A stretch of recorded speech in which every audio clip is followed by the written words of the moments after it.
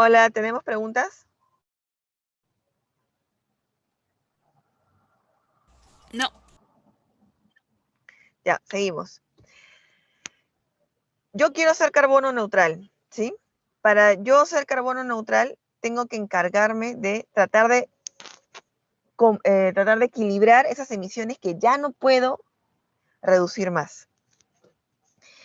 Para ello, lo que debería hacer es compensar la huella de carbono para poder ser cero, ¿no? Para la compensación de la huella, una vez que se establezca la compensación de la huella de carbono, podríamos tener un certificado, una certificación carbono neutral, una certificación carbono neutral. Esta certificación carbono neutral es única, es la PAS 2060 y quien se encarga de certificarla es The Carbon Trust. Esta organización es la única que podría certificarnos como carbono neutrales. Se basa en la PAS 2050, esta es la 2060, ¿no? Es la única norma internacional reconocida. ¿Y cuáles son los requerimientos para nosotros poder certificarnos como carbono neutral una vez que ya somos cero, ¿no? En primer lugar, contar con una huella de carbono, ya lo hemos visto que es indispensable. En segundo lugar, pues asumir una reducción, hacer un plan de mitigación, también hemos visto que es indispensable. Y en tercer lugar, la compensación. Ya hemos visto anteriormente, cuando yo ya no puedo reducir más mis emisiones, ya compré la tecnología, ya he hecho cambios de equipos, ya he capacitado a mi personal, pero no puedo reducir más. Entonces, ahí está. En tercer lugar, tengo la compensación. Lo que ya no puedo reducir más en emisiones, lo compenso, lo neutralizo, lo equilibrio con sumideros de carbono o con créditos de carbono verificados. A ello en cristiano se le dice proyectos ambientales, con proyectos ambientales. Vamos a conocer los diferentes mecanismos y los diferentes estándares para verificar, ¿no? Entonces, de esta manera, nosotros podríamos certificarnos como carbono neutral.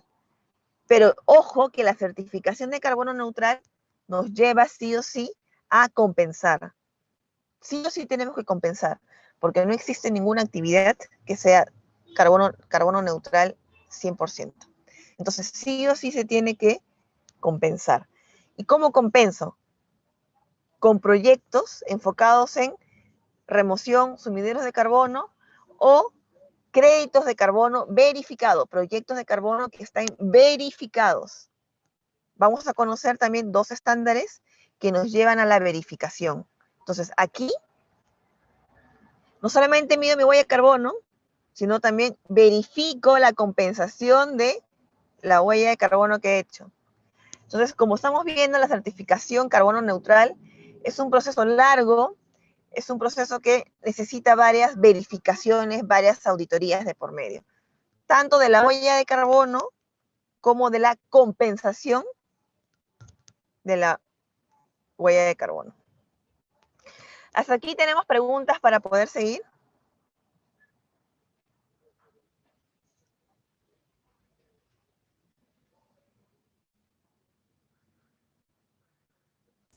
No, todo ok. Ya, todo ok, ok. Entonces, antes de pasar, ¿sí? A seguir explicando más detalles en terminologías, lo que a continuación vamos a ver cuáles van a ser los pasos a seguir de las empresas en general, ¿no? Entonces, cuando las empresas tienen como objetivo ser carbono neutral, las empresas tienen que, digamos, que identificar claramente cuál es su alcance, cuál sería el alcance de ese objetivo de ser carbono neutral y cuáles son los mecanismos. Entonces, en cuanto al alcance, las empresas van a tener 4 tipos de alcances. No simplemente vamos a decir Natura quiere ser carbono neutral. Nestlé quiere ser carbono neutral. Coca-Cola Company quiere ser carbono neutral. Pacasmayo, Cementos Pacasmayo. No. Tenemos que, las empresas tienen que definir bien el alcance. Y felizmente, aquí tenemos ya, digamos que delimitado esos alcances. Ya tenemos delimitados esos alcances. Primero, tenemos el alcance geográfico. Tenemos el alcance geográfico. ¿Cuál es la definición del alcance geográfico de carbono neutral? Las empresas tendrían que establecer objetivos para actividades en ciertas áreas geográficas. Empresas a nivel global tienen muchas sedes a nivel global.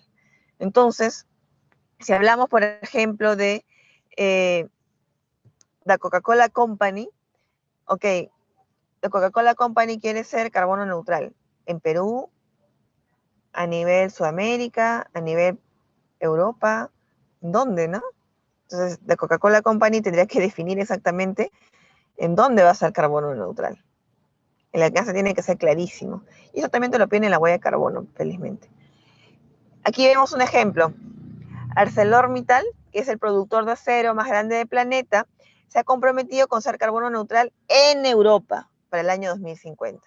No en Asia, no en Estados Unidos o América del Norte, sino en Europa para el año 2050. Entonces aquí el alcance es claro. Alcance operacional. Va a ser comúnmente para empresas que establecen objetivos que incluyen sus operaciones. ¿Sí? Operacional dentro de la empresa, ¿no? Ya veo cuáles son los alcances de mi empresa. Ya hemos visto que la huella de carbono nos otorga 3 alcances. Cuando hablamos de operacional, sí o sí, tendría que incluir el alcance 1 y el alcance 2 de las emisiones, ¿no? El alcance 1 son las emisiones directas y el alcance 2 las emisiones indirectas, que generalmente solamente son de generación de electricidad de fuentes externas. Un ejemplo, por ejemplo, Bosch, la empresa industrial, se ha comprometido en ser carbono neutral para el año 2020, para este año. El objetivo incluye sus operaciones globales. ¿De qué? De manufactura, investigación y soporte administrativo. Entonces ahí claramente estamos hablando de más de un alcance 1, alcance 2 y alcance 3 probablemente. En caso la manufactura esté tercerizada, ¿no? Pero lo asumen como suyo. Entonces allí está especificando qué sección de su cadena de valor o de toda la empresa, de todo el ciclo de vida, mejor dicho, de la organización del producto, se va a incluir dentro del alcance. A eso se llama alcance operacional. Luego tenemos solamente el alcance de la cadena de valor. Y ahí tenemos a las empresas ambiciosas que incluyen en sus objetivos aquellas actividades y fuentes dentro de la cadena de valor, proveedores y productores. Este tipo de alcance es un alcance más desafiante porque las empresas tendrían que trabajar de la mano con sus proveedores para que sus proveedores también sean carbono neutrales.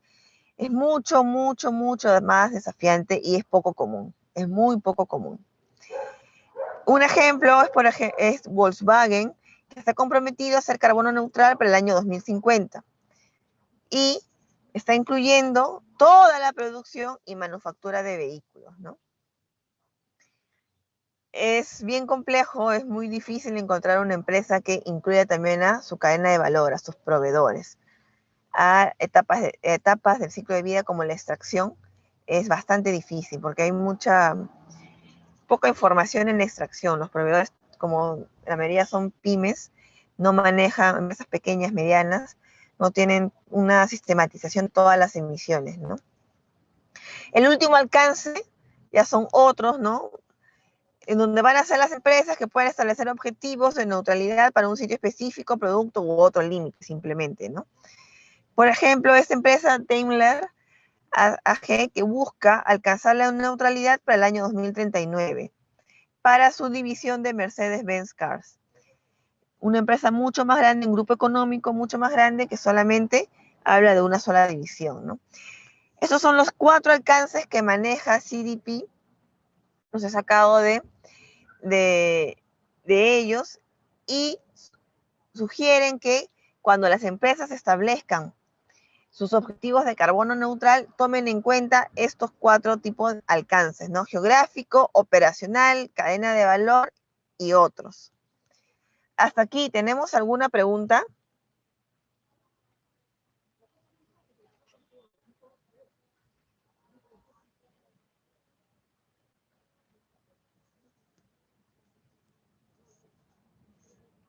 No, ¿No? Ya, perfecto.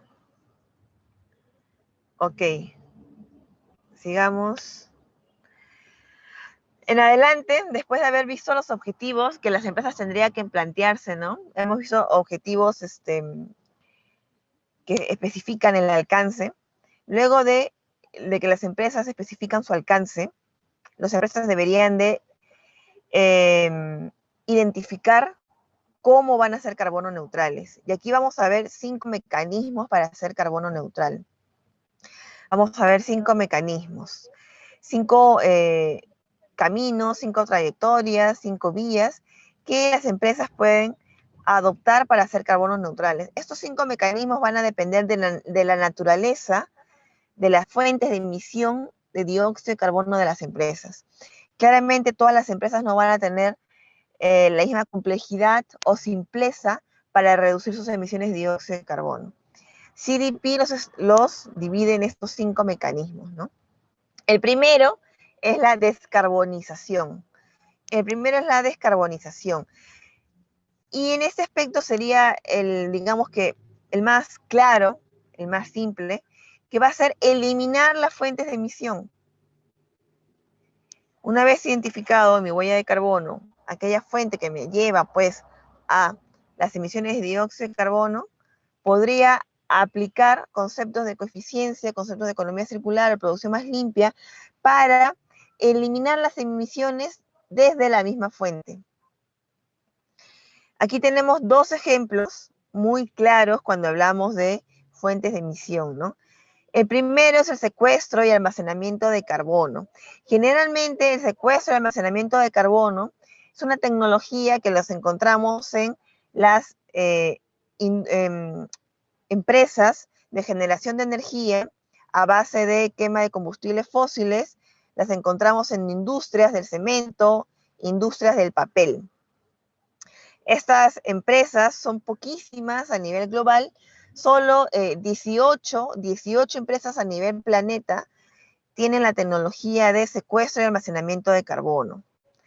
Y esa tecnología, como en su gráfico lo ven, en la misma chimenea de la fábrica se tiene la tecnología de secuestro y almacenamiento de carbono. Captura el carbono, lo vuelve líquido, lo transporta y lo almacena, ya sea en algunas zonas geológicas, algunos depósitos donde antes había petróleo y gas, o ya sea pues en el océano, ¿no? De esa manera funciona esta tecnología es muy controversial y solamente 18 empresas a nivel planeta tienen esta tecnología. Se estima que para el año 2050, para poder ser el planeta, para poder cumplir el objetivo del Acuerdo de París, según la Agencia Internacional de Energía, tendríamos que necesitar 2.200 plantas que tengan esta tecnología. Y eso significa que tendríamos que construir, comenzando en el 2020, 3 plantas a la semana, ¿no? Y eso, pues, hasta el momento no se ha dado. Son estimaciones de la Agencia Internacional de Energía, ¿no? Esa es la tecnología, ¿no? En la misma fuente me encargo de eliminar la emisión. No se va a la atmósfera. Segunda foto, la segunda imagen, tenemos otra eliminación de las emisiones también desde la misma fuente, ¿no? Si antes teníamos la quema de combustible fósil, pues ahora tenemos la generación de energía, pero de granjas eólicas o paneles solares, ¿no? Esos son 2 ejemplos clarísimos cuando hablamos de descarbonización. Descarbonización. Hasta aquí, ¿alguna pregunta sobre descarbonización, que sería un mecanismo?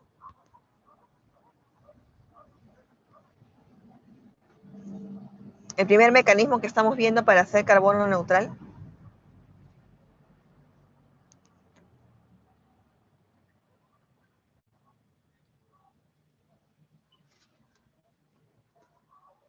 ¿No? No, ingeniera. Ya. Ok, sigamos. Tenemos otro mecanismo, y este otro mecanismo también es muy conocido. Es el balance de emisiones con captura de carbono. Balance de emisiones con captura de carbono dentro de la cadena de valor. Entonces, ¿cuáles serían estas prácticas comunes que nos llevan a netear nuestras emisiones, capturando dióxido de carbono en la cadena de valor, ¿no? Dentro de trabajo con nuestros proveedores. ¿Cuáles son las prácticas más comunes? Ahí están los bosques tropicales húmedos. Remoción y almacenamiento del carbono en bosques o suelos. Ahí está, clarísimo. Esa sería una fuente natural que nos llevaría a poder neutralizar las emisiones que se generan, ¿no? ¿Y por qué en la cadena de valor?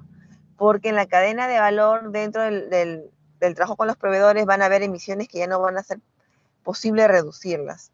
Entonces, la práctica común es trabajar con estos proyectos de remoción y almacenamiento de carbono, no tanto en bosques como en suelos. También tenemos la remoción y almacenamiento del carbono en cosecha de productos de madera. Es decir, reforestación de la madera, de bosques, pero bosques sostenibles en donde la madera podría, pues, explotarse de manera sostenible, ¿no? Otras áreas emergentes que también nos van a ayudar a capturar carbono va a ser la bioenergía, y aquí este gráfico está mal, este gráfico es otro, ¿no? Me he equivocado, pero otra área emergente es la bioenergía combinada con la captura y secuestro de carbono, ¿no? Entonces vamos a tener también una combinación de, en vez de usar combustibles fósiles, vamos a usar pues la biomasa. Y esa biomasa va evidentemente a generar menores emisiones, también las va a generar, pero van a ser mucho menores, pero esas emisiones para que sean cero, se va a tener que capturar igual en la fuente y luego almacenarlas, ¿no? Por eso es que hablamos de bioenergía combinada con la captura. Sí o sí se va a capturar. Esta es un área emergente, todavía no es tan explotada, no es tan conocida, ¿no? Y el otro mecanismo también emergente es la captura directa del aire de almacenamiento. Una vez que se emite, el dióxido de carbono se captura inmediatamente, ¿no? También es un área emergente. Este es un segundo mecanismo, ¿no? Un segundo mecanismo que nos permite emitir dióxido de carbono. Vamos a emitir, pero luego vamos a ver la manera de netear. La diferencia con la descarbonización es que vamos a la fuente y la eliminamos. En el punto 2, no. Vamos a equilibrar, vamos a volverlo cero, a compensar. Pero enfocado en la cadena de valor, es decir, en nuestros proveedores. ¿Hasta aquí preguntas?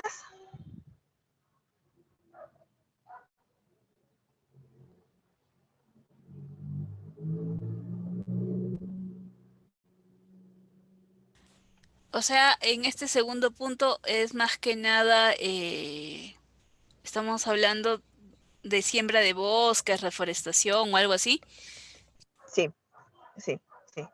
Ahorita cuando veamos verificación, ahí vamos a ver los diferentes tipos de proyectos ambientales que van a ser mencionados de manera teórica en esta parte de mecanismos.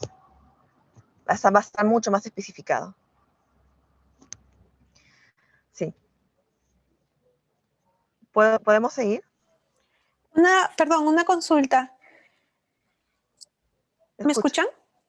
Sí, te Sí, en escucho. en la bioenergía, por ejemplo, a veces por lo mismo que quieren aplicar la bioenergía, talan bosques para sembrar y poder conseguir bioenergía, pero al final eso no es contraproducente para lo que es la emisión de carbono. Sí, sí, pero estamos hablando, sí, sí, totalmente. Pero esta bioenergía proviene de la biomasa, ¿no? De residuos, de residuos. Pero lo que tú mencionas se llama bioenergía de generación uno. Hay tres tipos de generación de energía proveniente de, digamos que de la biomasa, por así decirlo, ¿no? Eh, la primera generación es aquella que va a ser lo que tú mencionas, ¿no? Lo que va a hacer es contraproducente, lo que va a hacer es deforestar para luego sembrar monocultivos y estos monocultivos nos puedan brindar justamente energía, ¿no? Eso sí es contraproducente. Dentro de la misma generación, de la primera generación de biocombustibles, porque el tema es biocombustibles, tenemos proyectos de biocombustibles de primera generación que lo que van a hacer es bosque degradado, bosque deforestado, allí voy a reforestar para generar energía. Y eso ya no es contraproducente.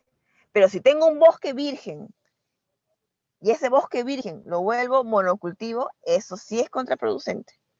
Entonces, cuando hablemos de biocombustibles de primera generación, que es lo que estamos hablando ahorita, ¿no? Muy buen ejemplo que has traído, hay que prestar atención. Vamos a deforestar bosque virgen para volverlo monocultivo, o un área ya deforestada, degradada, allí voy a trabajar. Ok, gracias. ¿Está claro? Sí, está claro. Ya, listo. Continuamos. Tercer mecanismo va a ser el balance de emisiones con créditos de carbono de proyectos de captura de carbono. Aquí vamos a netear las emisiones, es decir, se va a seguir emitiendo, pero voy a netearlas, voy a volverlas cero con créditos de carbono. A estos créditos de carbono se le dicen bonos de carbono también. Y cuando hablamos de bonos de carbono, hablamos de una serie de tipos de proyectos. Los más conocidos, sin duda alguna, van a ser aquellos de proyectos de bosques. Ya tanto de la conservación de un bosque virgen como de la reforestación de un bosque degradado o un bosque deforestado, que sería aforestación, ¿no? O también de proyectos ambientales que van a generar una reducción de emisiones con respecto a, a una línea base o un escenario referencial.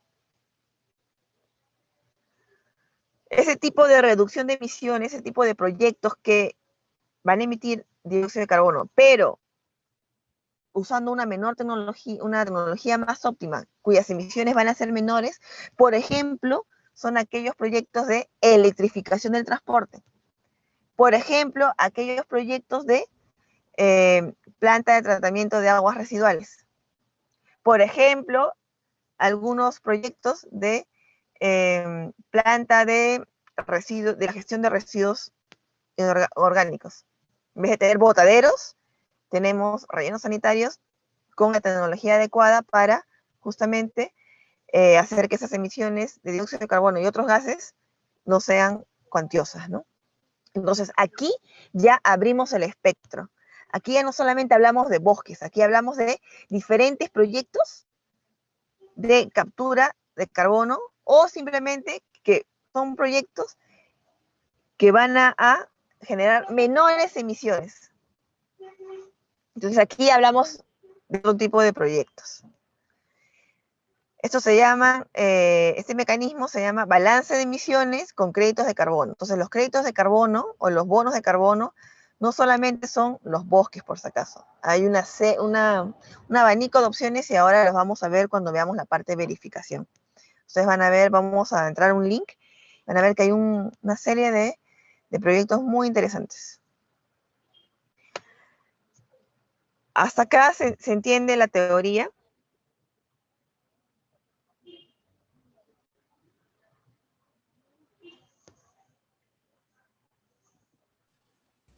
Sí.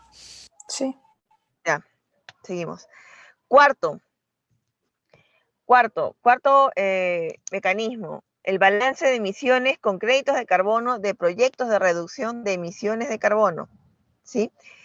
Aquí solamente abarca aquellos proyectos que se van a encargar de brindarte una alternativa con emisiones menores de carbono. De aquí solamente, por ejemplo, hablamos de emisiones reducidas. No van a ser emisiones cero, por si acaso, sino emisiones reducidas, que van a provenir de proyectos que van a generar igual emisiones, pero van a ser mucho menores. Como por ejemplo la construcción sostenible o la electrificación del transporte, ¿no? Van a ser proyectos mucho, mucho menores. Aquí también podría entrar la ganadería sostenible, ¿no? Bastante polémica, pero controversial, pero también se menciona, ¿no? Entonces, seguimos abriendo el espectro de bonos de carbono, de créditos de carbono, no solamente son conservación o reforestación de bosques tropicales húmedos. Ya estamos abriendo el espectro de diferentes tipos de bonos de carbono, de créditos de carbono, ¿no?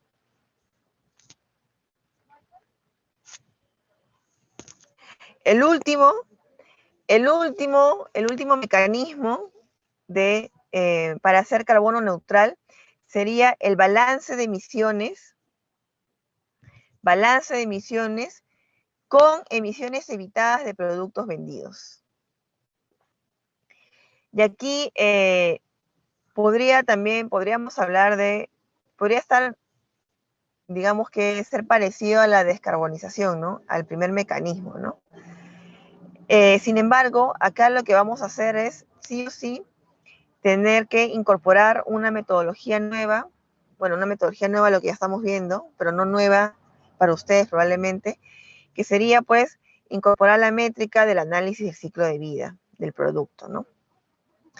Entonces, para generar emisiones evitadas, lo primero que debe hacer la empresa es analizar todas las etapas del ciclo de vida del producto, analizar todos los impactos. Primero se tienen que identificar todas las entradas que se tienen. En la primera imagen vemos las etapas, ¿no?, del ciclo de vida. Todas las entradas en la etapa de la extracción, todas las salidas en la etapa de la extracción.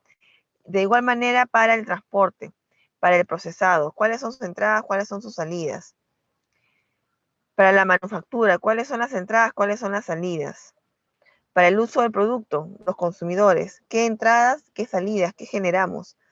Y también para el fin de la vida útil, ¿no? Luego que se identifica todas las entradas y salidas, tendríamos que también identificar los aspectos ambientales que van a derivar en impactos ambientales negativos, ¿no? A lo largo de todo el ciclo de vida del producto. Y en este ejemplo tenemos a la cañita, a la bien polémica, controversial cañita, ¿no? Entonces, lo que tendrían que hacer las empresas es primero medir su ACV, tener el ACV, el análisis del ciclo de vida de la cañita, y probar un sustituto del plástico. El plástico está hecho pues de carbón, ¿no? Tiene sus orígenes en el carbón. Entonces, ese plástico, ese material, ¿con qué lo puedo sustituir para reducir las emisiones de dióxido de carbono de todo el ciclo de vida de la cañita? Tenemos alternativas como la cañita de metal y la cañita de bambú. También polémicas ellas. La cañita de metal y la cañita de bambú.